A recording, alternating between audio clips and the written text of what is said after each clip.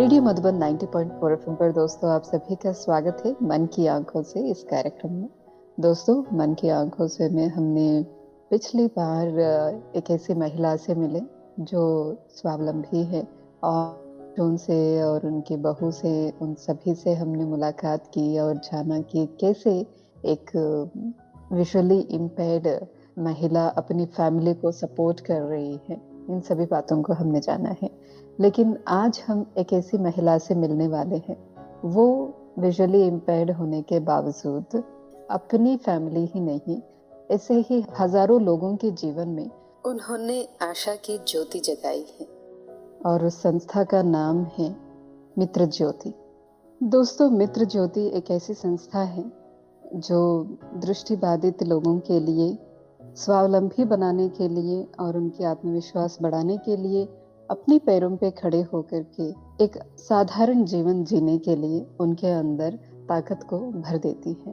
और इस संस्था का फाउंडर है मधु सिंगल जी।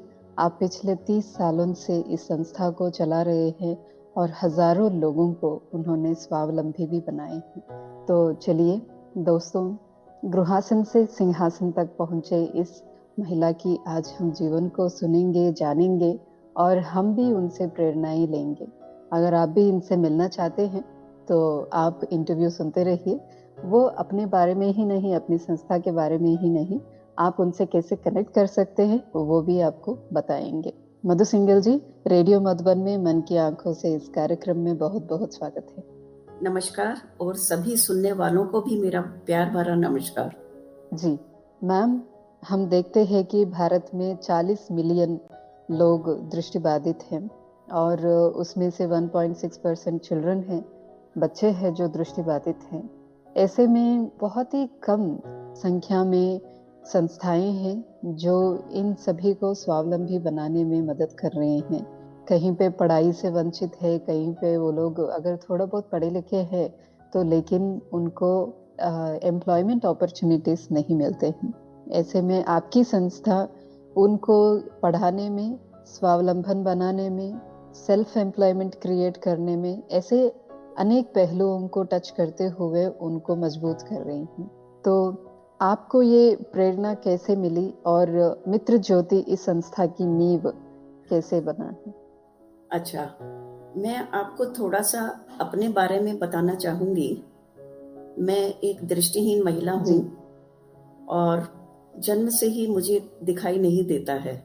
मैं जब 2 महीने की थी, जब मेरी माताजी ने मुझे ऐसा महसूस हुआ उनको कि कुछ इनको डिफ़िकल्टी है, इनकी आँखों में देखने में डिफ़िकल्टी है। उनको लगा कि मैं लाइट नहीं देख रही हूँ, मैं लाइट की तरफ ध्यान नहीं दे रही हूँ। तो उन्हें थोड़ा सा मन में लगा कि ऐसा क्यों है, और उन्होंने तुरंत ही मेडिकल में डॉक्टर्स को कांटेक्ट किया और पूछा कि ऐसा क्यों है। उन्होंने कहा कि अभी तो हम बता नहीं पा रहे हैं, लेकिन शायद इसको कुछ स्क्विंट है आईज में या कुछ ऐसी बात है, तो she is not able to see. बहुत बुरा लगा। मैं एक हरियाणा से बिलोंग करती हूँ, हरियाणा रोहतक से, और एक बहुत बड़ी जॉइंट फैमिली में मतलब मेरे पेरेंट्स थे और बहुत बड़ी जॉइंट फैमिली से बिलोंग करती हूँ। एक संभ्रांत परिवार जो कि हायर मिडिल क्लास फैमिली से बिलोंग करता था। बहुत सारे मेरे कजन्स थे, चाचा थे। जब मेरी माताजी को ऐसा लगा तो उन्होंने तुरंत ही मेडिकल हेल्प लिया, बट डॉक्टरों ने कहा कि फिर ये ऐसा पता लगा कि ये बच्ची देख नहीं पाएगी। तो बहुत फैमिली में ऐसा लगा कि क्या करें, अब इस बच्ची को कैसे मतलब आगे बढ़ाएं।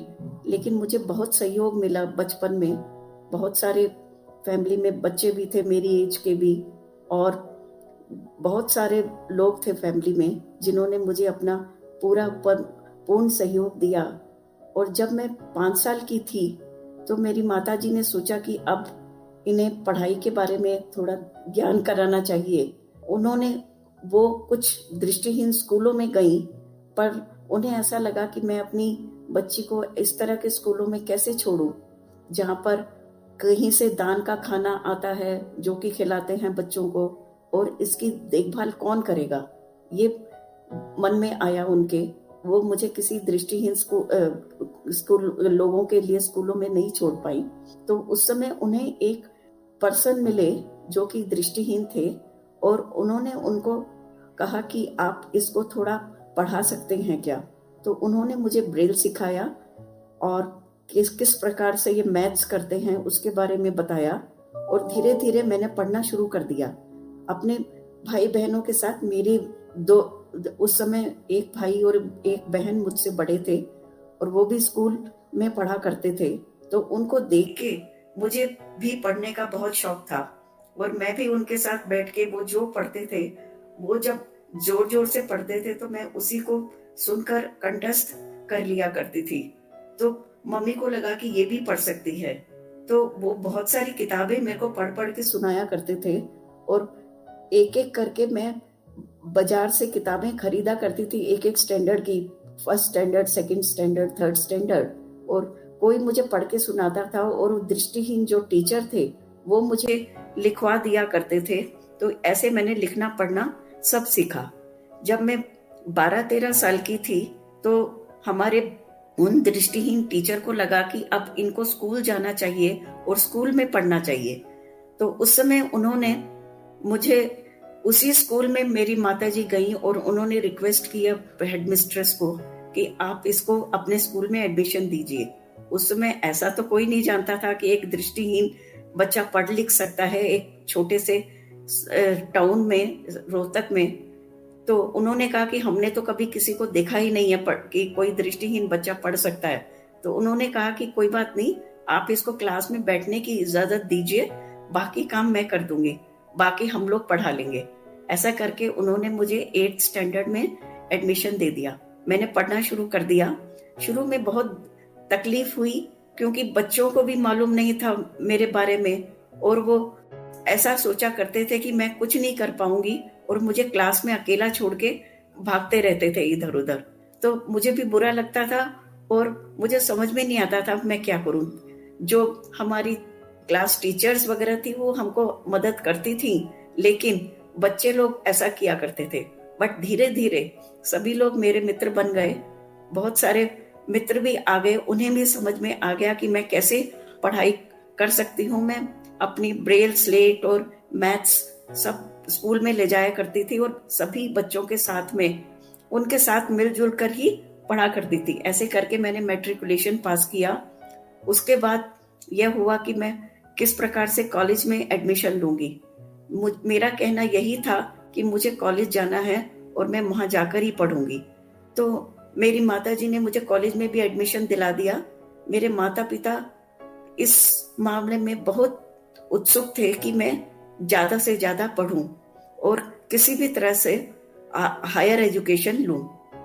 तब तक बहुत सारी ब्रेल पुस्तकें भी मैंने पढ़ी थी, एक दो इंस्टीट्यूशन के बारे में भी पता लगा था, जो कि एक इंस्टीट्यूशन देहरादून में था, वहां से मेरे पास पुस्तकें आया करती थी। लेकिन जो पढ़ाई की पुस्तकें थी वो अवेलेबल नहीं थी। वहां पे यूपी बोर्ड की पुस्तकें छापते थे, हरियाणा की पुस्तकें अवेलेबल नहीं थी। तो मुझे कॉलेज से आकर किसी को मुझे डिक्टेशन देना होता था, और मैं 40-50 पेज ब्रेल में रोज लिखा करती थी। जो भी कॉलेज में पढ़ती थी उसको रिकॉर्ड करके आती थी, घर में कोई मुझे बताता था और मैं उसको ब्रेल में लिख लेती थी। उस समय पे टेक्नोलॉजी तो थी नहीं कि हम लोग ऑडियो से सुन सकें या अदर वेज ले सकें, तो ब्रेल ही एक माध्यम था जिसके द्वारा मैंने पढ़ाई की। मैंने ग्रेजुएशन किया और कॉलेज में भी बहुत सहयोग मिला, अपने सहपाठियों से भी और अपने शिक्षक लोगों से भी बहुत सहयोग मिला। और पढ़ाई के साथ साथ मैं बहुत सारे कल्चरल में भी पार्टिसिपेट किया करती थी। मैंने हिंदुस्तानी संगीत में एमए किया है। इसी प्रकार से मैंने अपना एमए पास किया 1983 में। बट उसी समय फैमिली में एक बहुत बड़ी त्रासदी हो गई। मेरे पिताजी का देहांत हो गया सडनली, जिससे कि बड़ा शौक मुझे लगा और मुझे समझ में नहीं आ रहा था कि आगे लाइफ अब कैसे चलेगी। मेरी माताजी भी परेशान थी, उन्हें भी नहीं समझ में आ रहा था कि अब मैं इसको आगे कैसे लेके जाऊंगी। मेरे भाई लोग थे, मेरे 2 भाई हैं, 1 बहन है, वो लोग सब हेल्प करना चाहते थे, बट शायद उन्हें भी ये आइडिया नहीं था कि अब क्या करना है। क्योंकि आप देखते होंगे फैमिलीज में क्या होता है कि जब लड़की एक पढ़ लिख गई, मेनली अपने हरियाणा राजस्थान फैमिलीज में, उसके बाद यही सोचते हैं कि बस शादी कर दिया जाए और इसको मतलब सेटल कर दिया जाए। लेकिन मेरी उसमें ये था कि हम इसकी शादी कैसे करेंगे, हम क्या सोचेंगे इसके बारे में, किसी को कुछ समझ में नहीं आ रहा था। और उसी समय पे हमारा जगह परिवर्तन भी हुआ। मैं रोहतक में सब मेरी पढ़ाई हुई, लेकिन उसके बाद मेरे ब्रदर का बिजनेस यूपी में सेटल हो गया था, तो हमें यूपी में कानपुर में मूव करना पड़ा। तो हम लोग कानपुर चले गए। वहां जाकर मेरे लिए एक बहुत बड़ा मतलब एक वो था कि कुछ भी करने को नहीं था, घर से बाहर जाने के लिए कहीं था नहीं, मैं किसी को जानती नहीं थी। और माताजी भी ये सोचती थी कि भाई एक लड़की को मैं बाहर कैसे निकालूं अकेले। तो ये करते करते 4 साल बीत गए। बट उन दिनों में मैंने सोचा कि अब मैं घर में बैठ के क्या करूं।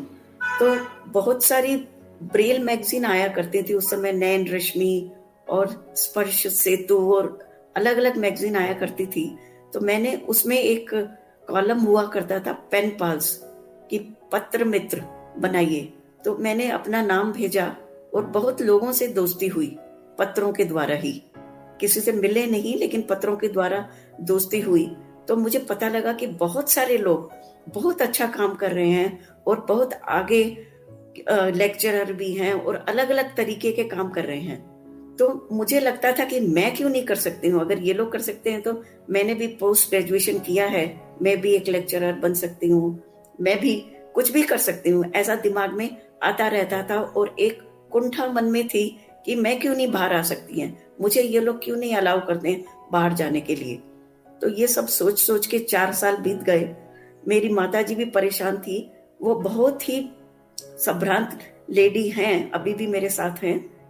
एंड वो हमेशा चाहती थी कि मैं हमेशा आगे बढ़ूं, लेकिन उनमें भी हिम्मत नहीं थी कि मैं इस लड़की को बाहर कैसे अकेले भेजूं। ये सोच के 4 साल बीत गए। 1987 में मेरी बहन का विवाह बेंगलोर में हुआ था और उनके जो हस्बैंड थे, जो मेरे जीजाजी थे, वो एक बहुत ही संभ्रांत विचार के व्यक्ति थे और उन्हें लगता था कि इसको घर में क्यों बिठाया हुआ है, हमको चांस देना चाहिए और इसे बाहर निकालना ही है।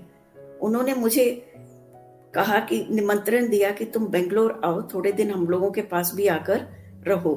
मैं 1987 में बेंगलोर आई और उनके साथ बातचीत करने से बड़ा अच्छा लगा और बहुत सारे कॉन्फिडेंस भी मुझे मिला और मुझे लगा कि कोई ऐसा व्यक्ति है जो कि मेरे बारे में सोच रहा है और कुछ कर सकता है मेरे बारे में।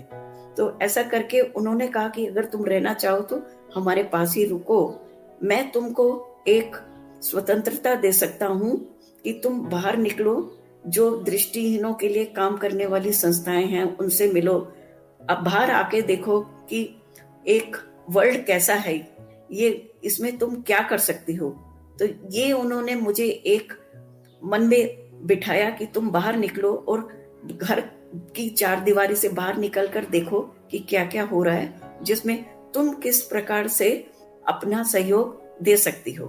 तो ऐसा करके हम बाहर निकले। 2-3 वर्ष लगे, बिकॉज कर्नाटका में एक मेरे लिए नई जगह थी, जहाँ की भाषा भी अलग है, जहाँ का कल्चर भी अलग है।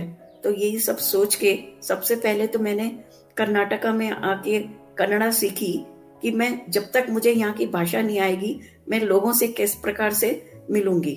उसके बाद बहुत सारे इंस्टीट्यूशन मैंने विजिट किए, तो मुझे लगता था कि अगर ये लोग मुझे थोड़ा चांस दें तो मैं इनके इंस्टीट्यूशन में काम करूं, लेकिन ऐसा नहीं हो पाया। उन्हें लगता था कि मैं तो बाहर से आई हूँ, यहाँ का कल्चर नहीं जानती हूँ, तो किस प्रकार से मैं हेल्प कर पाऊंगी। लेकिन जी मैंने मैम।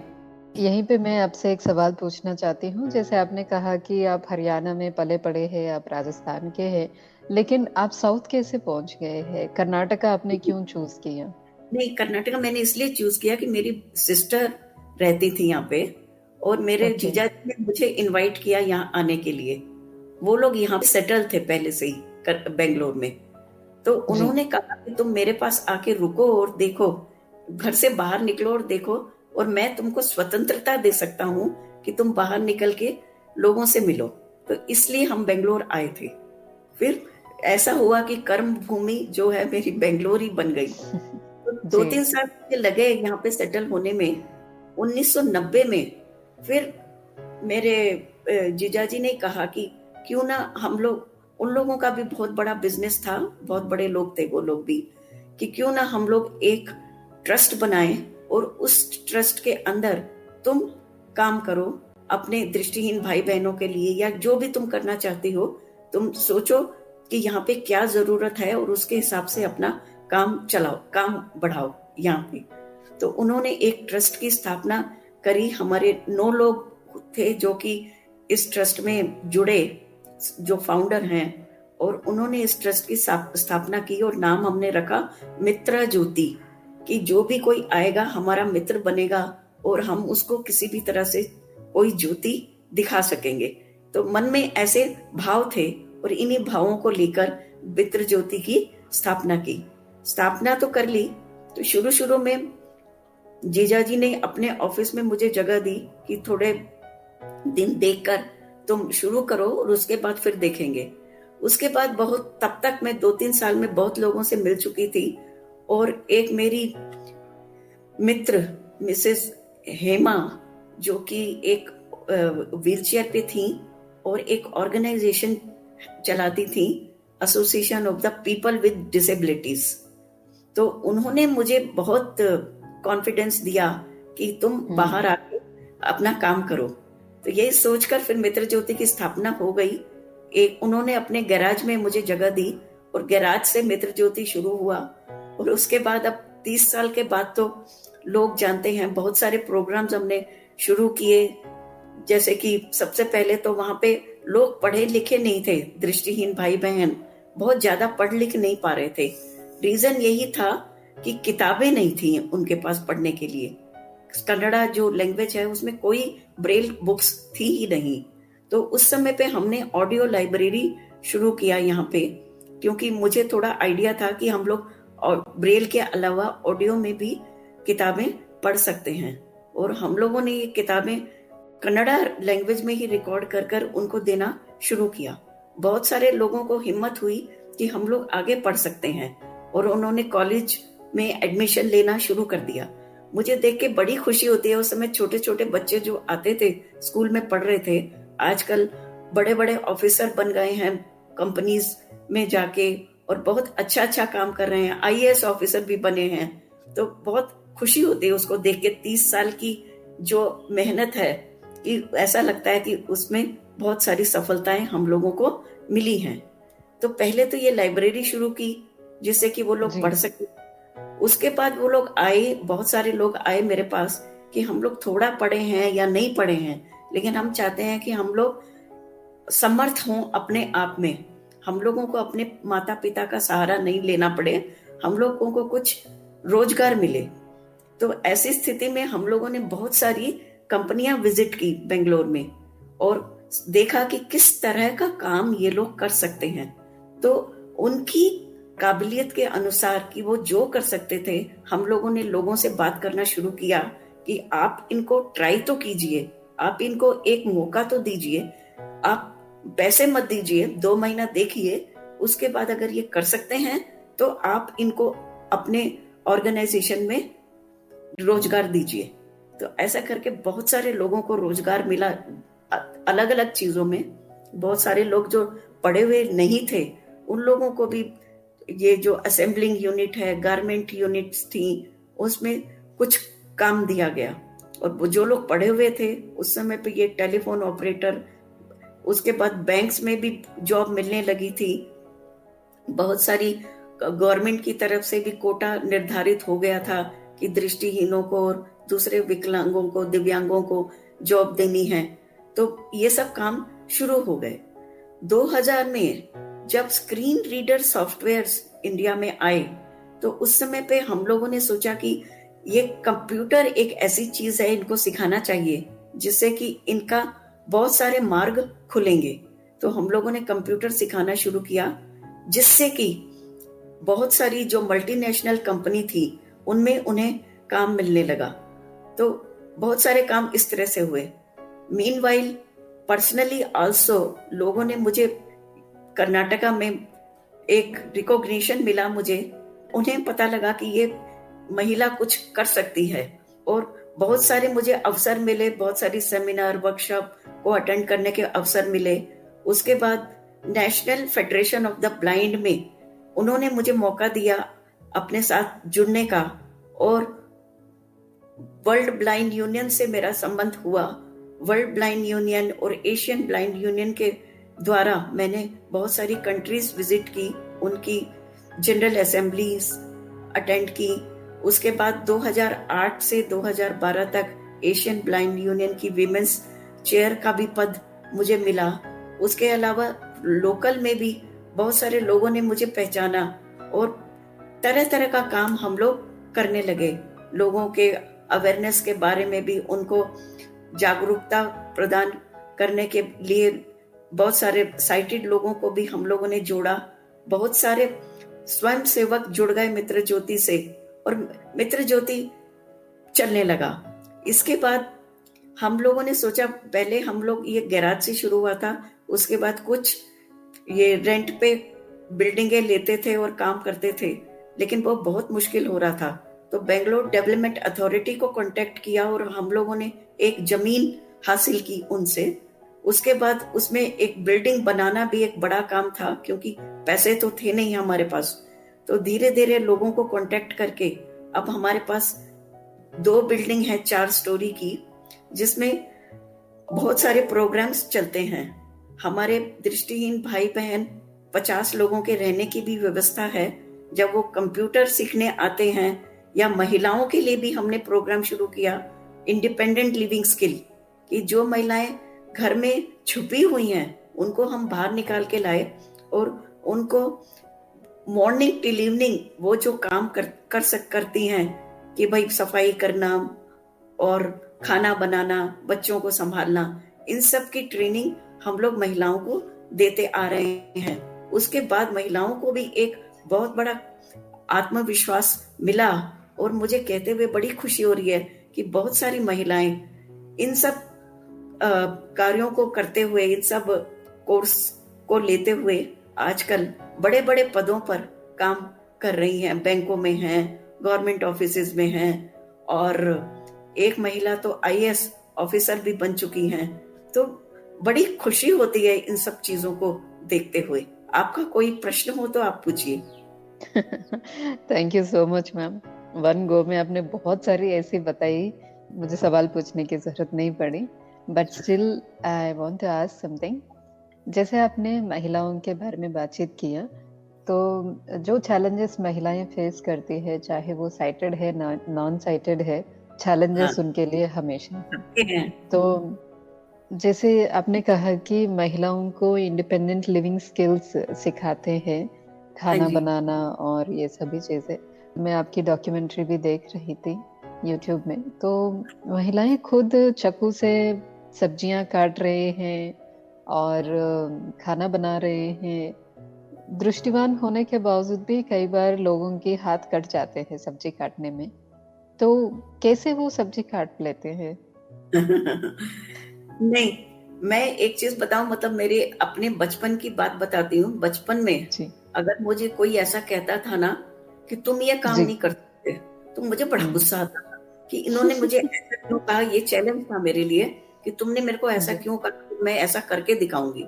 एंड मेरी माता जी ने बचपन से ही, मैं जो वो करती थी ना, मैं कहती थी मैं भी यही करूंगी। तो वो मेरे हाथ में भी ना वो चाकू दे देती थी, एक आलू दे देती थी, अच्छा काट के देखो।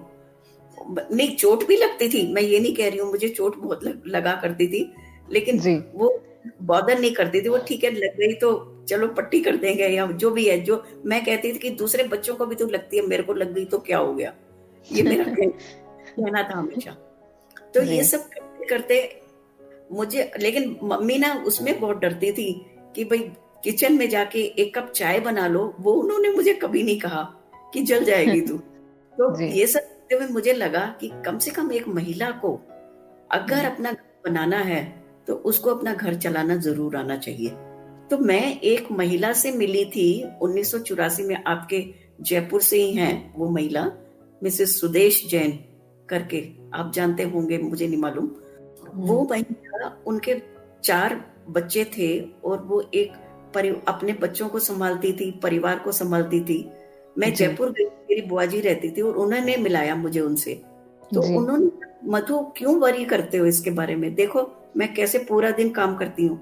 और वो पूरा काम करती थी, सब खाना बनाना, बच्चों को संभालना सब करती थी। तो मैं उनके पास 3-4 दिन स्टे किया मैंने। तो मुझे लगा कि ये तो कोई प्रॉब्लम ही नहीं है। मेरे को गैस जलाना नहीं आता था तब तक, मैं 25 साल की एज तक। उन्होंने कहा इसमें क्या प्रॉब्लम है, 1 मिनट में मैं सिखाती हूँ तुमको गैस जलाना। तो एक गैस जलाना मैंने सीखा और कुछ चीजें सीख कर ही मुझे ऐसा लगा कि एक महिला कुछ भी कर सकती है। तो जी, ये चीजें दिमाग में थी, तो मैंने कहा ये मुझे करना है कि महिलाओं को इंडिपेंडेंट बनाना है। लोगों को ये नहीं कहना पड़े कि ये महिला शादी नहीं कर सकती या ये महिला अपना घर नहीं चला सकती, तो ऐसा नहीं सुनना पड़े इनको।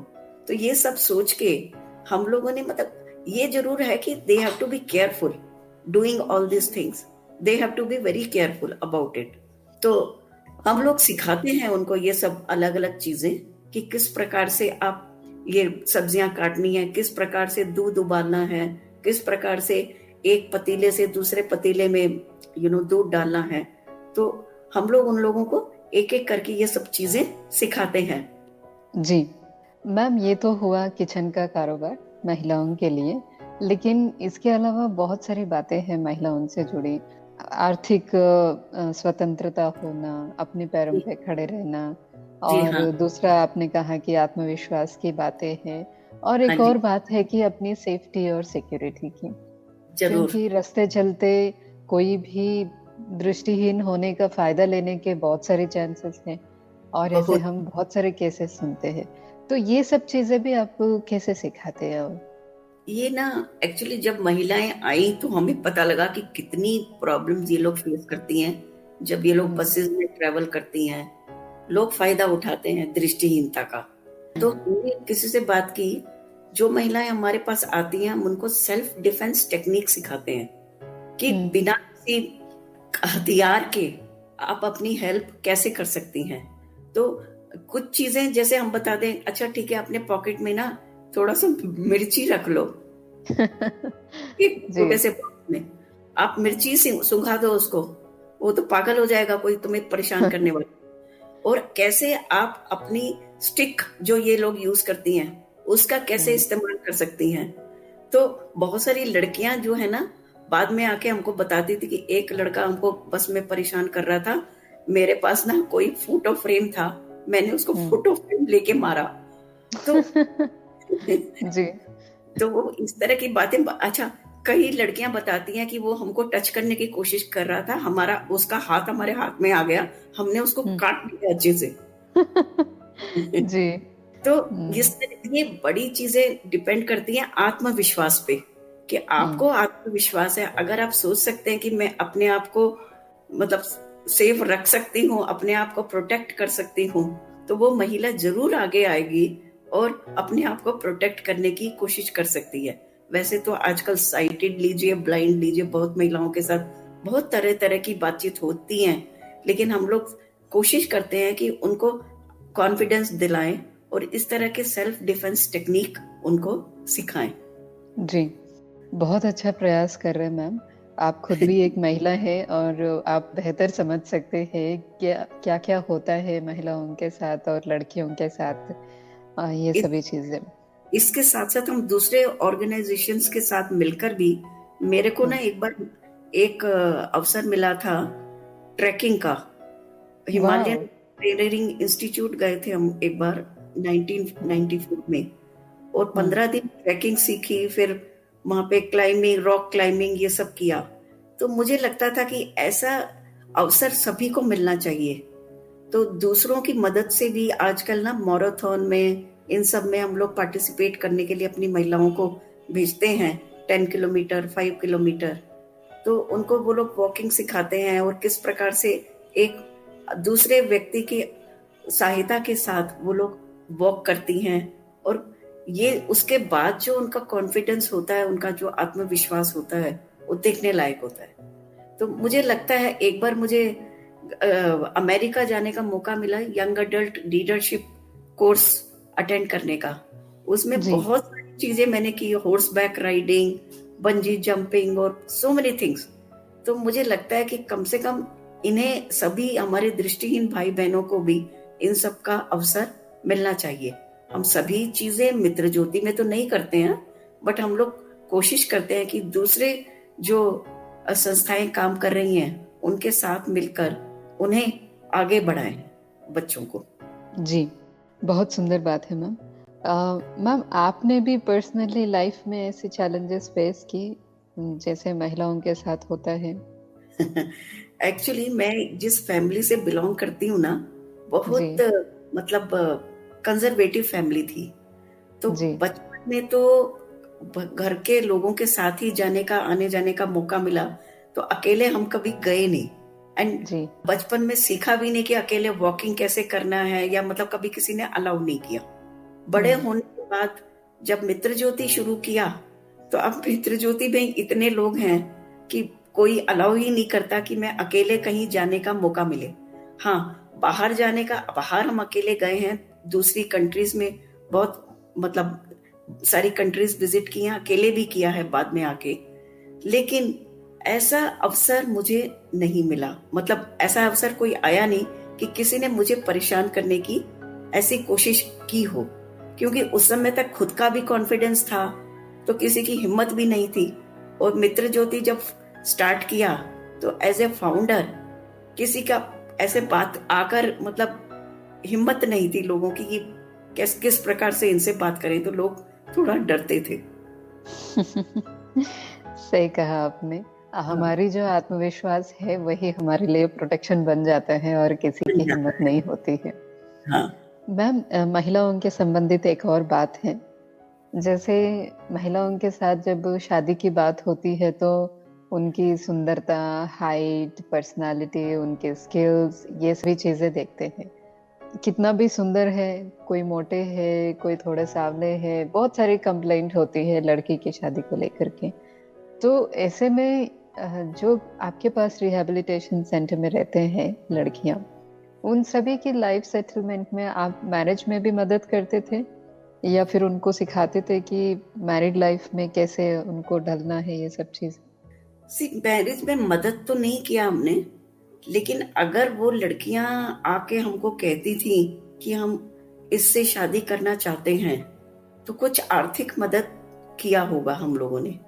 क्योंकि ये हुँ, मुझे हमेशा मतलब थोड़ा सा मन में लगता है कि ये पर्सनल मामला है। Each one has a hmm, personal this thing.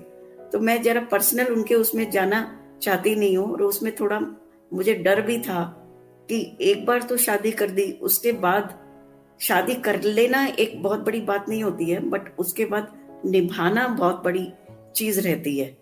तो उसमें मैं सही है। किस प्रकार से मैं इनकी मदद कर पाऊंगी, बिकॉज मुझे मन में मतलब मैं खुद भी कभी नहीं कर पाई, और मुझे लगता था कि कैसे इन लोगों को मैं मदद करूं। तो इसमें मैंने बहुत ज्यादा हेल्प नहीं किया, लेकिन मेरा कहना हमेशा इन लोगों को यही रहता है कि पेरेंट्स पे डिपेंड नहीं होके आप खुद अपने लिए पार्टनर चूज करो, और आप खुद ही देखो कि आप इसके साथ मैनेज कर पाएंगे नहीं कर पाएंगे। ये आपका पर्सनल डिसीजन होना चाहिए, अगर आप अपने आप को मतलब इस बंधन में बांधना चाहते हैं तो ये मैं हमेशा सभी को कहती हूँ। ये सुंदरता, ये सब चीजें हैं, इन लोगों के साथ भी काउंट करती हैं। लेकिन बहुत सारी जो मैरिजेस होती हैं, मैं कहूंगी कि जो दृष्टिहीन है या दिव्यांग हैं, पेरेंट्स के लिए, इनके लिए मतलब एक पार्टनर ढूंढना बहुत मुश्किल है। बहुत मुश्किल है, क्योंकि उनकी जानकारी भी नहीं होती है और उन्हें समझ में नहीं आता कि इनकी आवश्यकताओं के अनुसार किस प्रकार से इनके लिए पार्टनर ढूंढे। उसके अलावा पेरेंट्स डरते भी हैं कि भाई हमारा पैसा देख के लोग कहीं हमें मतलब इसको परेशान नहीं करें, बहुत सारी चीजें हैं। तो मेरा कहने का मतलब हमेशा रहता है दिव्यांग लोगों को कि तुम एक कॉन्फिडेंस लेवल जब तुम में है और तुम सोच सकते हो कि तुम अपनी लाइफ संभाल सकते हो, तो तुम खुद ही अपने लिए पार्टनर चूज करो। उसके बाद हो सकता है कि कुछ गलत भी हो जाए, सही भी हो जाए, तो तुम उसको मैनेज करने की तुम में शक्ति होनी चाहिए। सपोज कुछ गलत भी हो गया तो तुम उस समय पे अपने आप को बहुत ये मत समझो कि भाई क्या हो गया मेरे साथ। तुमको ये मैनेज करना आना चाहिए, क्योंकि ये किसी और के साथ भी हो सकता है। हमारे साइटेड वर्ल्ड में भी एवरीडे आप सुनते होंगे कितने केसेस हैं जो कि इस तरह से मतलब रिलेटेड है। तो एक दिव्यांग के साथ भी ऐसा हो सकता है, क्यों नहीं हो सकता है? वो भी इंसान है। सही मैम। हम आगे बढ़ते हुए, हाँ जैसे बच्चे हैं, जब छोटे बच्चे आपके पास आते हैं तो बहुत सारी बातें उनको नहीं पता होता है दुनिया के बारे में, चाहे वो दिव्यांगता के बारे में और संस्थाओं के बारे में। तो पहली शुरुआत क्या और कैसे करते हैं ताकि उनकी पढ़ाई भी हो और सोशल डेवलपमेंट भी हो, ये सभी चीजें? ये ऐसा है कि हमारे पास जो काम हो रहा है, जब बच्चे जी। स्कूल में जाते हैं, हम्म। उन्होंने पुस्तकों की जरूरत पड़ती है, तब वो हमसे कांटेक्ट करते हैं। तो तब तक माता पिता भी थोड़े समझ चुके होते हैं और उन्हें ये होता है कि भाई वो कम से कम स्कूल तक बच्चे को ले आए होते हैं। स्कूल तक बच्चा पहुंच जाता है, चाहे वो साइटेड स्कूल में पढ़ रहा हो। अगर संभ्रांत लोग हैं तो वो हमेशा चाहेंगे कि हमारा बच्चा बड़े अच्छे स्कूल में पढ़े। तो आजकल कोई किसी को मना तो कर नहीं सकता है कि हम एडमिशन नहीं देंगे। ओनली उन लोगों को कुछ रिसोर्सेस जो है वो जुटाने पड़ते हैं कि भाई ब्रेल बुक्स चाहिए और ऑडियो बुक्स चाहिए, या फिर हाँ इनको मतलब दूसरी चीजें जैसे कि ये आजकल डेजी प्लेयर है, बहुत सारी चीजें जो कि बुक्स जिससे वो सुन सकते हैं, ये सब चीजें, ऑर्बिट रीडर, ये सब चीजें चाहिएंगी। तो उसके लिए वो लोग हमारे पास आते हैं, तो हम लोग उनको आइडियाज देते हैं कि आप ब्रेल टाइपराइटर खरीद सकते हैं, ये खरीद सकते हैं, मतलब जितनी आपकी क्षमता है आप खरीदिए। उसके अलावा बहुत सारी चीजें जो एडिप स्कीम से गवर्नमेंट से मिलती है, वो भी हम लोग उन तक पहुंचाने की कोशिश करते हैं। तो ये सब काम हम लोग करते हैं, बच्चों को भी समझाते हैं और उनके पेरेंट्स को भी समझाते हैं। बच्चों से ज्यादा उनके पेरेंट्स से बात करके, बिकॉज हम लोग तो उनके साथ हमेशा रह नहीं सकते हैं, पेरेंट्स ही रहेंगे। तो हम लोग कोशिश करते हैं कि उनके पेरेंट्स को थोड़ा आत्मविश्वास दिलाएं, क्योंकि एक फैमिली में एक बच्चा जब जन्म लेता है किसी दिव्यांगता के साथ, तो एक उस बच्चे के लिए नहीं, पूरी फैमिली के लिए एक बहुत मुश्किल समय रहता है। उनको समझ में नहीं आता ये क्या करें हम। तब उन्हें किसी संस्था के संपर्क में आना ही पड़ता है, जो संस्था उनको समझाती है कि इस बच्चे का लालन पालन या इस बच्चे को आप किस प्रकार से पढ़ा लिखा कर एक अच्छा नागरिक बना सकते हैं। तो इसके लिए उनको किसी संस्था तक आने की बहुत आवश्यकता रहती है। मैं तो ऐसा सोचती हूँ।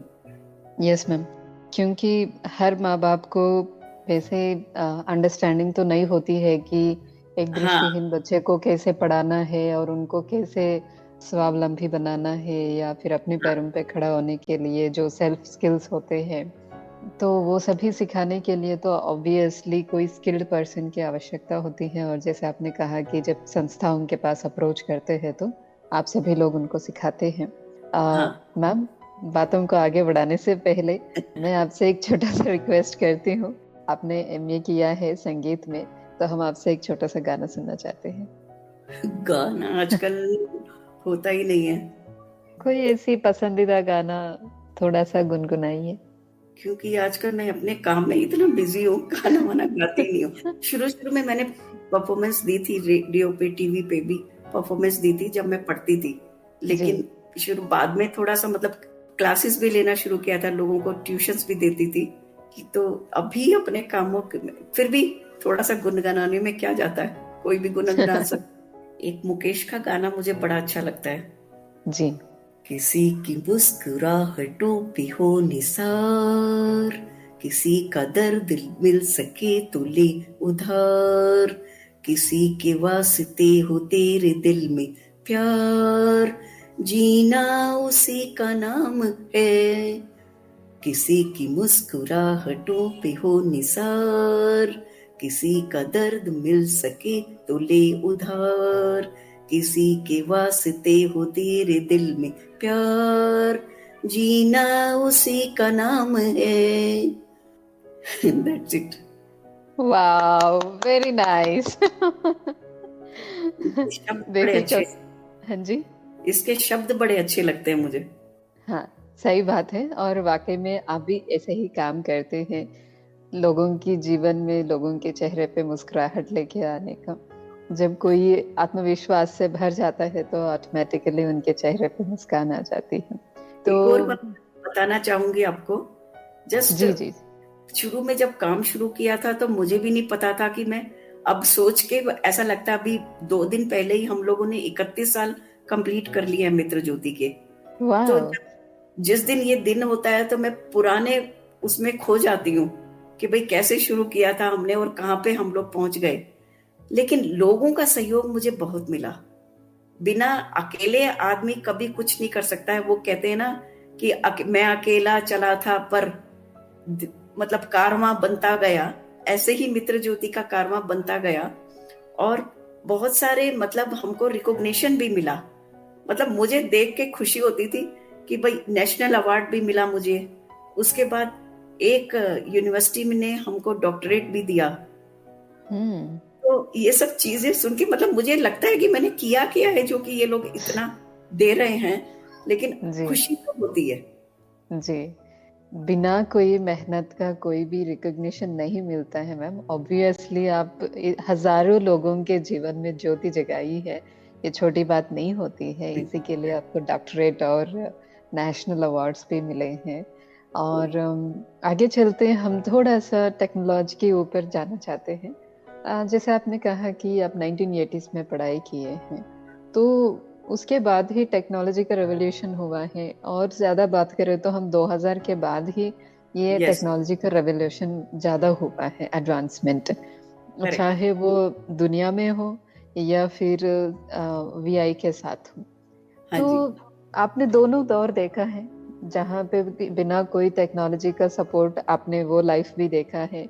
अभी जैसे ब्रेल था या फिर आपको ऐसे ही किसी की मदद लेके चलना और काम करना, ये सभी चीज़ें। और अभी हम देखते हैं कि ब्रेल का भी रिप्लेसमेंट आ गया, जैसे आप बोल रहे थे कि ब्रेल की टाइपराइटर्स है और टॉकबैक ऑर्बिट प्रिंटर, सॉफ्टवेयर्स है, ऑर्बिट डिस्प्ले। रीडर्स है।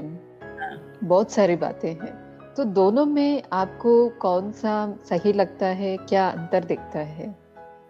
सी मैं तो ये कहती हूँ कि टेक्नोलॉजी ने हमारा जीवन जो है ना एकदम बदल दिया है, ये कहूंगी मैं। जी। जबकि हमने जब पढ़ाई की तो इतनी मुश्किलें झेली हैं कि मुझे लगता था एक दिन अगर कोई नहीं आया मुझे डिक्टेशन देने वाला, तो मुझे लगता था कि भगवान कल मेरा एग्जाम है और मेरे को ये लिखना है और मेरे पास कोई नहीं है जो कि मेरे को डिक्टेशन देने वाला है। तो ये बहुत सारी राइट नाउ स्क्राइब स्क्राइब मिलना कितना मुश्किल है। मतलब एक नाइटमेयर था मेरे लिए कि मेरा जी। एग्जाम लिखने के लिए कोई आएगा कि नहीं। सडनली लास्ट मोमेंट पे अगर नहीं आया तो मैं क्या करूंगी।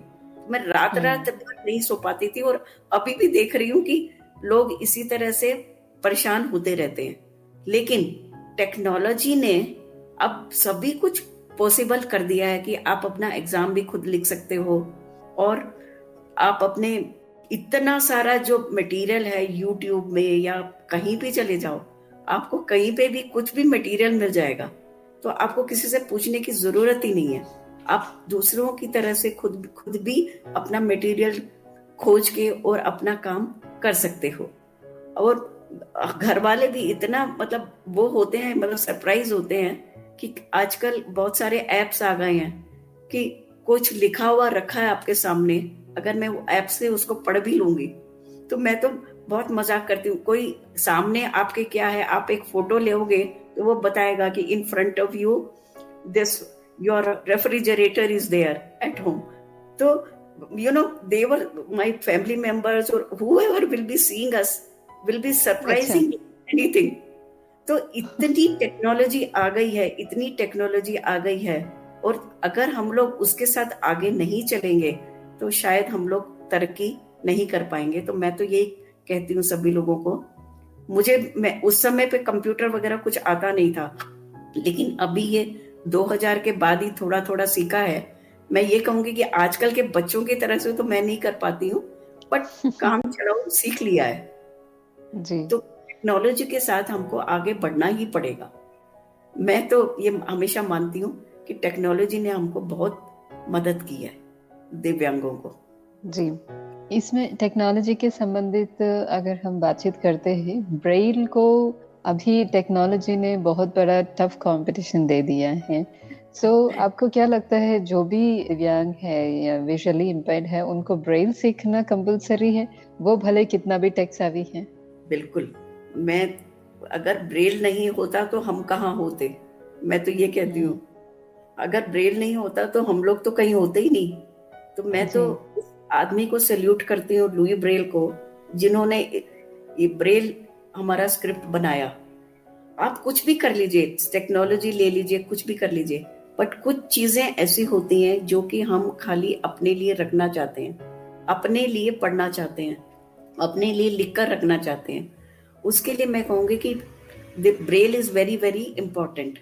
हम लोग कोई समझो कि लेक्चर देने जा रहे हैं, एक पॉइंट्स बनाते हैं हम लोग अपने हाथ में। कोई भी साइटेड आदमी भी एक पेपर रखता है हाथ में कि भाई जो आपको लेक्चर देना है तो कम से कम हमको पॉइंट्स तो मिल जाएं। तो उस समय पे ब्रेल बहुत जरूरी होती है। ब्रेल में अगर हमारे पास लिखा हुआ है हमारे हाथ में, तो हमको मतलब प्रॉब्लम नहीं होगी। अगर आपका टेक्नोलॉजी किसी कारण से फेल भी हो गई तो कम से कम आप अपना लेक्चर तो दे ही सकते हो। तो आप ब्रेल की महत्ता को कम नहीं कर सकते हो। आप टेक्नोलॉजी अपनाइए, yes it is very useful, लेकिन मैं हमेशा सभी दृष्टिहीन भाई बहनों को कहूंगी कि शुरुआत हमारी ब्रेल से ही हुई है, और ब्रेल को हम लोग, इसकी जो महत्ता है उसको हम लोग भूल नहीं सकते। इसकी इम्पोर्टेंस हम लोग कभी भी भूल नहीं पाएंगे। और ब्रेल सीखना मुझे लगता है कि हर एक दृष्टिहीन के लिए बहुत जरूरी है। Thank you so much ma'am. हमेशा ये द्वंद रहता है कि टेक्नोलॉजी है तो ब्रेल की जरूरत नहीं है, और आज की जनरेशन तो ब्रेल ज्यादा सीखने में इंटरेस्टेड नहीं रखते हैं। नहीं, आपके पास ये है कि भाई आपके पास टेक्नोलॉजी है। आप ब्रेल में क्या होता है कि पुस्तकें बहुत बड़ी बड़ी हो जाती हैं, लेकिन ब्रेल एक पेन और पेपर का जो महत्व है एक बच्चे के लिए, आप स्कूल में जाएंगे तो आपको पेंसिल या पेपर में कुछ तो लिखवाएंगे ही ना। वो सेम थिंग है इन भाई बहनों के साथ भी। आपके पास जो बच्चे आते हैं तो उनको आप कंपलसरी ब्रेल सिखाते टेक्नोलॉजी के साथ? नहीं, हमारे पास बच्चे जो आते हैं ना वो मतलब बड़े अडल्ट लोगों के साथ ज्यादा काम करते हैं। हम लोग ब्रेल वगैरह के उनको आइडिया देते हैं, ब्रेल ज्यादा सिखाते नहीं है हम लोग। वो बड़े बच्चे अगर आए जो कि लेटर ब्लाइंड हो गए और वो ब्रेल सीखना चाहते हैं, उनको तो सिखाते हैं। नहीं तो जो छोटे बच्चे हैं वो लोगों को तो स्कूल में ही सिखाना पड़ेगा। जहां वो स्कूल में पढ़ने लिखने जाते हैं वहीं पे ही ब्रेल सिखाना आवश्यक हो जाता है। हमारा स्कूल नहीं है, हम लोग ये रिहेबिलिटेशन टाइप का काम करते हैं और ट्रेनिंग देते हैं बच्चों को कंप्यूटर की, इंडिपेंडेंट लिविंग स्किल की। तो उस समय पे जो लेट ब्लाइंड होते हैं, अगर उन्हें ब्रेल सिखाने की जरूरत होती है तो हम लोग अवश्य सिखाते हैं। जी मैम, हमने रिसेंटली देखा कि आपने एक मैराथन में आपके जो स्टूडेंट्स हैं उनको भी पार्टिसिपेट करने का मौका दिया। तो स्पोर्ट्स में कहाँ कहाँ इन्वॉल्वमेंट है बच्चों का या अडल्ट्स जो भी आपके पास रिहैब में रहते हैं? आजकल बच्चों का इन्वॉल्वमेंट स्पोर्ट्स में काफी हो गया है। क्रिकेट, हम लोग तो कमेंट्री सुनने में इंटरेस्टेड रहा करते थे और बचपन में सब मालूम होता था। एक एक बॉल आती थी, हम लोग याद करते थे, अच्छा अब 1 रन हो गया, 2 रन हो गया, किसने विकेट लिया, कहाँ से कौन सा बॉल गली से आया, कहाँ से आया, फील्ड से आया, वो सब पता था। बट हमने कभी नहीं था कि दृष्टिहीन भाई बहन भी क्रिकेट खेल सकते हैं, बट आपने देखा होगा बॉल के अंदर घंटियां होती हैं और जी। बहुत अच्छे मैचेस इंटरनेशनल लेवल पे आजकल अरेंज किए जा रहे हैं। आजकल हुँ, वॉलीबॉल में भी इनका इंटरेस्ट हो रहा है। एक हुँ। टीम है विजुअली इम्पेयर्ड की, वो वॉलीबॉल भी खेलते हैं। इसके वाओ! अलावा मैराथन तो मैंने बताया कि आजकल बहुत सारे लोग लगे हुए हैं जो हुँ, इन बच्चों को मैराथन में भी पार्टिसिपेट करने का अवसर देते हैं। आगे तो मतलब खेल में सभी तरह के खेल खेल सकते हैं। थोड़ा सा जैसे बचपन में मेरे भाई बहन सब खेलते थे, दौड़ते थे, तो मैं कहती थी मैं भी खेलूंगी तुम्हारे साथ। तो वो हमेशा कहते मतलब भागते थे मेरे से कि अगर ये आगे तो हमारा खेल नहीं खराब हो जाएगी, इतना फास्ट तो खेल नहीं पाएगी। बट ओह! तो अभी मैं सोच के हंसती हूँ जी, इस कि भाई वो लोग तो अपनी तरह से सही थे कि भाई जी। नेचुरली उनका खेल खराब हो जाएगा अगर मैं गई तो मुझे बुरा नहीं लगता था उसमें। तो हुँ, दृष्टिहीनों के लिए भी अब इस तरह की चीजें बना दी गई हैं जिससे कि हम लोग भी अच्छा इंडोर गेम्स भी चेस में माहिर हैं दृष्टिहीन। बहुत अच्छी जी। चेस साइटेड लोगों के साथ भी वो लोग खेल सकते हैं आराम से, कुछ प्रॉब्लम हुँ, नहीं।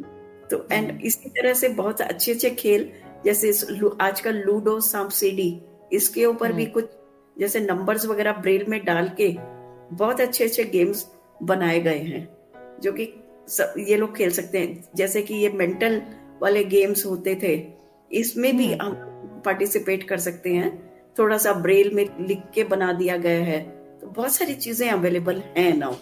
जी। मैम, जैसे इन लोगों को आपने हर तरीके से स्किल्ड बनाया, तो जब नौकरी की बात आती है तो हर कोई एक दृष्टिहीन साथी को नौकरी देने में इंटरेस्टेड नहीं रहते हैं। ऐसे में आपने बड़े-बड़े कंपनीज़ को भी साथ में लिया, तो कैसे ये संभव हुआ? इसके दो कारण हैं। एक तो जी। एक दृष्टिहीन भाई या बहन की उनकी काबिलियत कि वो हुँ, काबिल हैं करने के। हो सकता है कि उनको कुछ वाया मीडिया चाहिए उसको करने के लिए कि भाई अगर वो कंप्यूटर में काम कर रहे हैं तो जॉस चाहिए, एनवीडीए चाहिए, ये चीजें चाहिए जो कि कंपनी को प्रोवाइड करना चाहिए उनको। जैसे कि कोई अनदर विकलांग है तो उसको रैंप चाहिए अंदर जाने के लिए, इस तरह की चीजें। दूसरी चीजें गवर्नमेंट ने भी मदद किया है कि अब एक कोटा बना दिया है कि कम से कम 4% पर्सन विद डिसेबिलिटी को गवर्नमेंट ने जॉब देनी ही पड़ेगी। उनका कुछ इंसेंटिव भी है प्राइवेट कंपनीज के लिए कि अगर आप लेंगे तो इस तरह के इंसेंटिव मिलेंगे, वो भी है। तो ये दोनों ही चीजें हैं। पहली बात तो मैं अपने दृष्टिहीन भाई बहनों को कहूंगी कि हमें थोड़ा इन सब चीजों से बाहर निकलना चाहिए कि गवर्नमेंट का कोटा है या नहीं है, और एक तरह का डिमांड कि भाई हमें जॉब देनी ही पड़ेगी अगर हम काम कर सकते हैं या नहीं कर सकते, उसको छोड़ना पड़ेगा। हमें आगे बढ़ना है तो अपने आप को तैयार करें, अपने आप को दूसरों के साथ कंपटीशन के लिए परफेक्ट करें। उसी में हम लोग ज्यादा से ज्यादा जॉब पा पाएंगे, क्योंकि कब तक वो लोग हमको इस तरह के कोटे दे पाएंगे और कब तक गवर्नमेंट हेल्प कर पाएगी, कब तक प्राइवेट से हम लोग एक्सपेक्ट कर सकते हैं। तो हमें आगे आके अपने जितना कॉन्फिडेंस है उसके लेवल के हिसाब से हमें काम सीखना चाहिए। और कुछ वाया मीडिया भी हैं, तो हमको समझना चाहिए कि अगर ये काम मैं इस तरह से नहीं कर सकता तो मैं किस तरह से कर सकता हूँ। तो ये अपने विचारों के द्वारा और अपने जो दूसरे लोग हैं उनको देख के हमें ये सब सीखना चाहिए। जी। सो मैम, कोई भी आपसे जुड़ना चाहते हैं, क्योंकि रेडियो मधुबन यहाँ पे राजस्थान में माउंट आबू में ब्रॉडकास्ट होता है, मुझे मालूम लेकिन है। लेकिन ये ऑनलाइन में एप्लीकेशन के थ्रू, वेबसाइट के थ्रू भी बहुत सारे हज़ारों लोग देश-विदेश में सुनते हैं। भारत में भी दूसरे स्टेट्स के लोग भी सुनते हैं। हाँ वो जी, अगर आपसे कनेक्ट होना चाहते हैं, तो वो कैसे आपसे कनेक्ट कर सकते हैं? आप हमसे कनेक्ट हो सकते हैं। हमारी वेबसाइट है www.mitrajyoti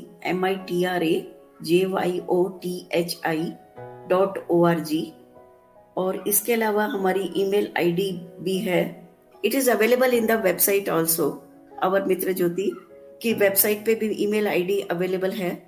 फोन नंबर पे भी वो कनेक्ट हो सकते हैं 08022587623 एंड 22587625 22585452। ये हमारे नंबर हैं। 080 इज द कोड, 22587623, 22587625, 22585452। ये हमारे है। और ये ईमेल आईडी है admin@mitrajyoti.org, और they can write to me also directly, madhu.singhal59@gmail.com, madhu.singhal59@gmail.com। Okay, so ma'am, अंत में आप कोई संदेश देना चाहते हैं जो भी श्रोता आपको सुन रहे हैं? मुझे पहली बात तो मैं आपका धन्यवाद करना चाहूंगी कि आपने मुझे इतने लोगों के साथ जोड़ा और काफी लोग मेरी आवाज सुन सकेंगे और मेरे विचारों को समझ पाएंगे। दूसरी बात, मैं यही सभी को संदेश देना चाहूंगी कि हमें एक टाइम आता है कि हमें दूसरों के ऊपर निर्भर नहीं होके हमें खुद आगे आना पड़ेगा, हमें खुद अपने बारे में बताना पड़ेगा, तभी कोई ना कोई जरूर आ जाएगा हमें मदद करने के लिए। इंस्टेड कि हम लोग वेट करते रहें कि कोई हमें आगे बढ़कर मदद करे, उसके अलावा हमें आगे आकर अपने को जो सहायता चाहिए उसके बारे में हमें दूसरों से पूछना पड़ेगा, तभी वो लोग आगे आके हमको मदद करेंगे। तो मैं कहूंगी कि भविष्य उज्जवल है और भविष्य में बहुत कुछ चीजें आने वाली हैं और हमें उनको एक्सेप्ट करके आगे बढ़ना पड़ेगा। जी, thank you so much ma'am, it's our pleasure. आज आपने टाइम दिया और हमारे श्रोताओं के साथ कनेक्ट होकर के आपने बहुत सारी ऐसी बातें की जो हमारे श्रोताओं के लिए बहुत फ़ायदेमंद है। इनफैक्ट मैंने भी बहुत कुछ सीखा है आपके विचारों से और आपकी बातचीत से। और जैसे मित्र ज्योति, आप हमेशा फ्रेंड्स को ढूंढते हैं, फ्रेंड्स बनाते हैं। मैं समझती हूँ आज से रेडियो मधुबन और रिकॉर्डिंग क्लब जैसे आपकी दोस्ती ही है। एंड हमेशा ये जो रिलेशनशिप है बनी रहेगी। हम एक दूसरे को मदद करते रहेंगे और एक दूसरे की मदद से हम अपने समुदाय को भी मदद करते रहेंगे, यही हम आशा करते हैं। दोस्तों, अभी हम लेते हैं आपसे विदाई, फिर मिलेंगे अगले हफ्ते। सुनते रहिए, मुस्कुराते रहिए। Radio Madhuban 90.4 FM।